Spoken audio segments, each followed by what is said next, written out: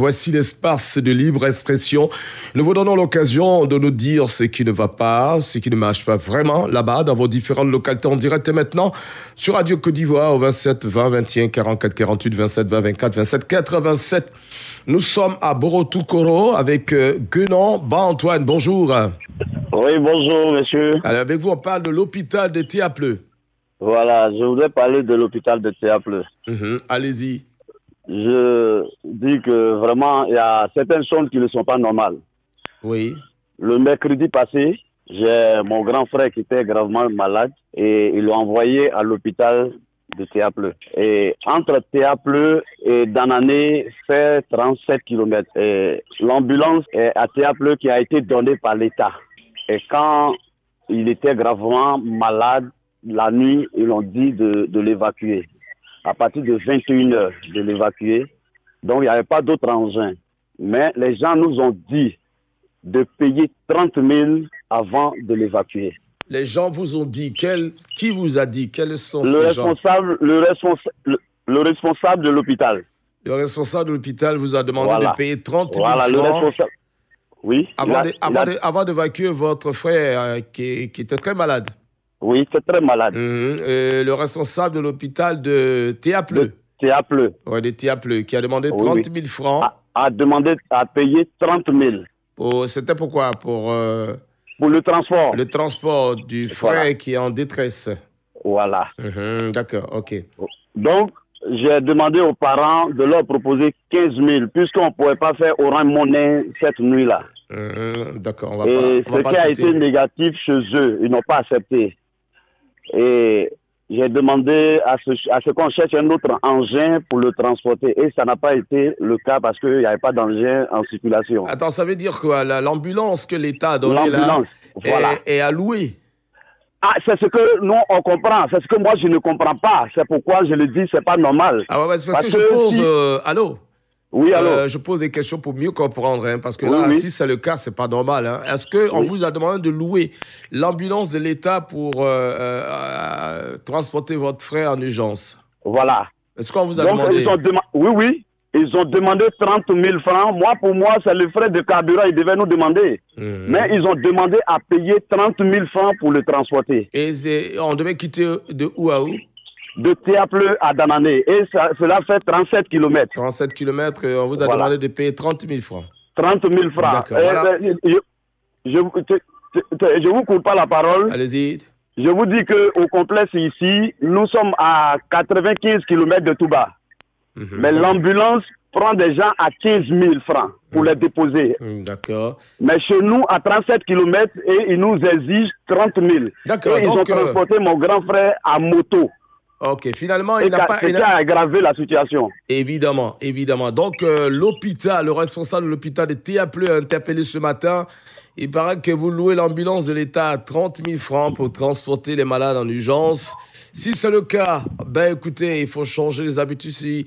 Autrement, on verra bien avec notre vérificateur que nous allons recevoir bientôt ici, sur le plateau de C'est pas normal, pour nous dire c'est que les vérités, voilà, les vérités sur place là-bas. Ok, Guénon Ba-Antoine, on a bien compris, on a passé le message.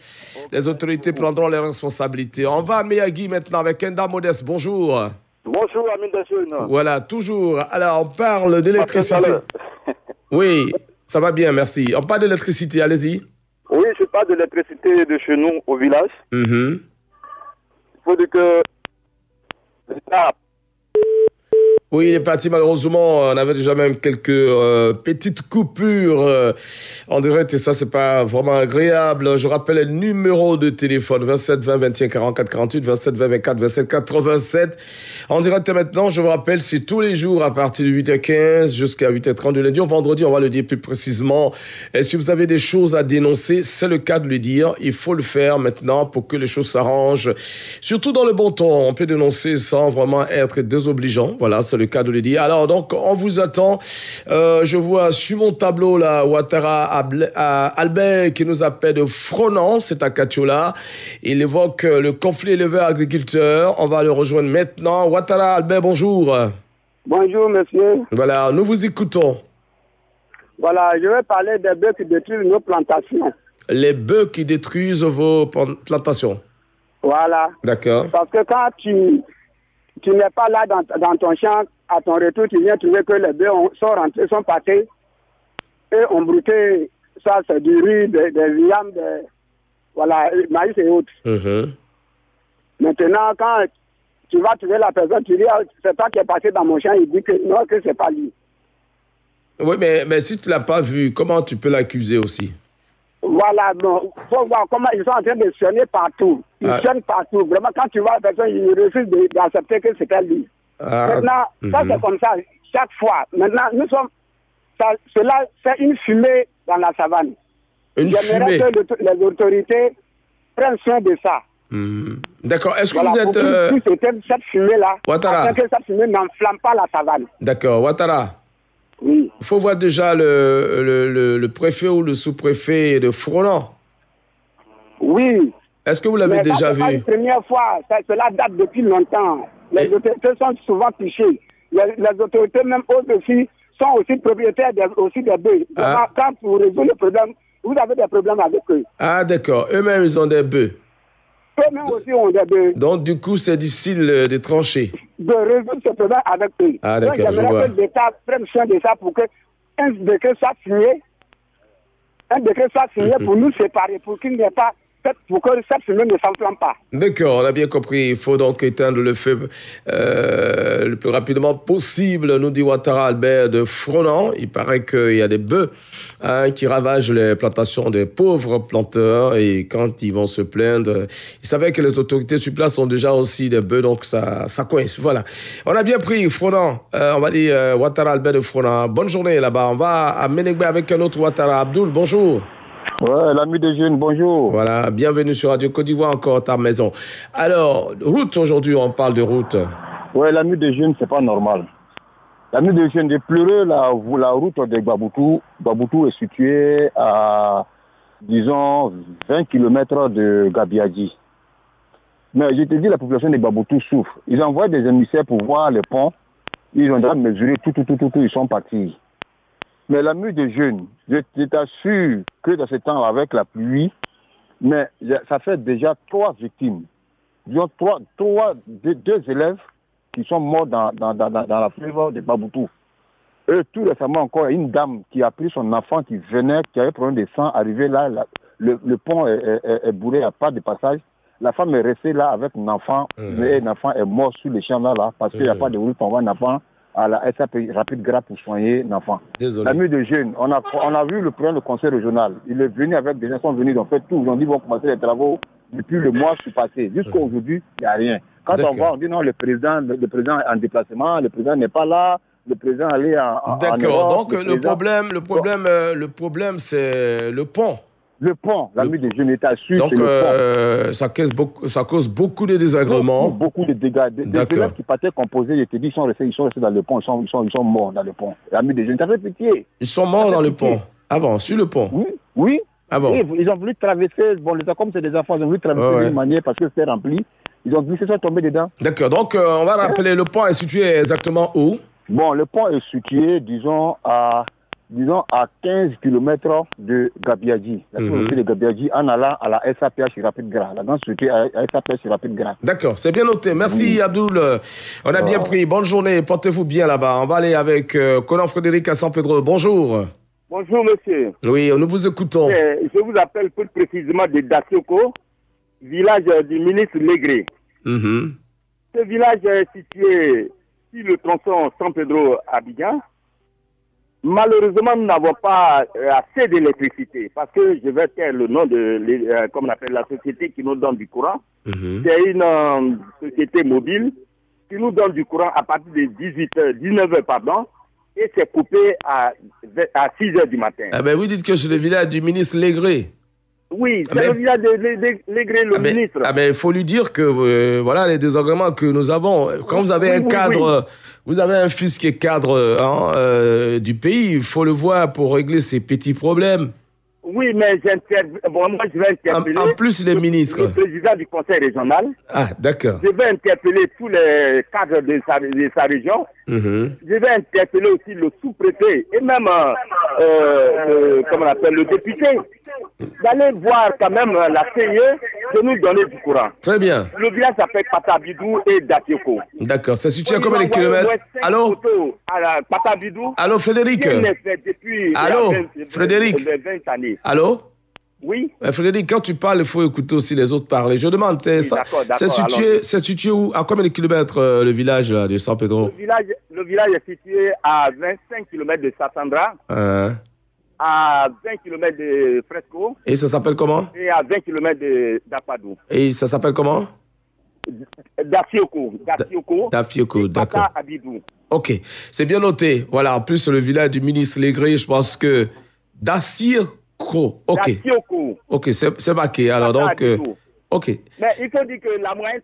Merci beaucoup. On n'a plus assez de temps, cher ami. Il y a du monde au standard. Merci, bonjour, on a bien compris. On vient à Abidjan avec Jean Gaston Lawil. Bonjour. La rue des jeunes, je te salue, frère. Merci. Alors, on parle de la sécurité, de la sensibilisation.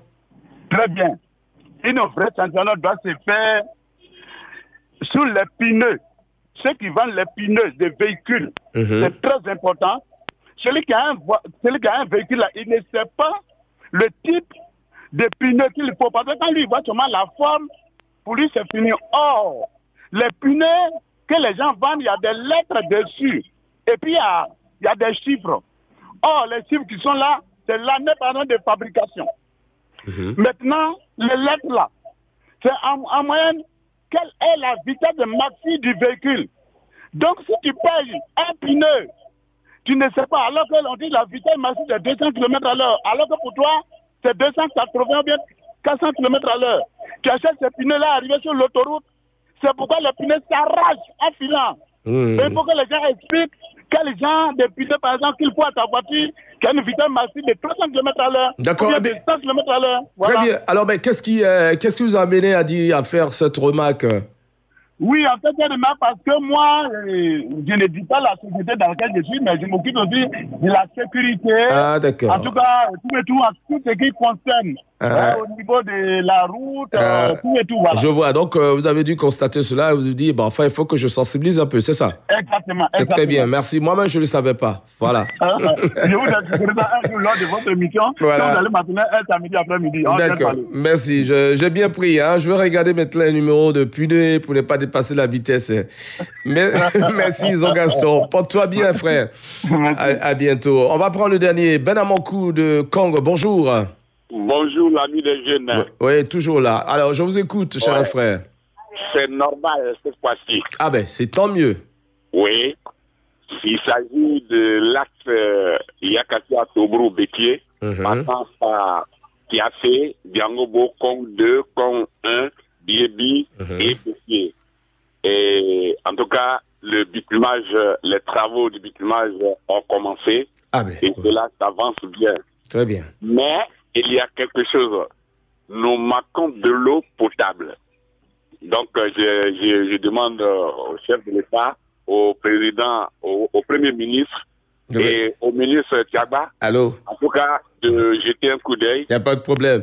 Mais tu as dit que tout est normal et puis du coup, ça change. Non, là. il y a une partie qui est normale et puis il y a une partie qui n'est pas normale. Donc, tout n'est pas normal alors. Voilà, tout n'est pas normal. D'accord. C'est bien pris. On a bien pris. Donc, les travaux ont commencé pour la route. Cependant, il est bon d'avoir un peu d'eau. On a besoin d'un château d'eau. Voilà, c'est noté.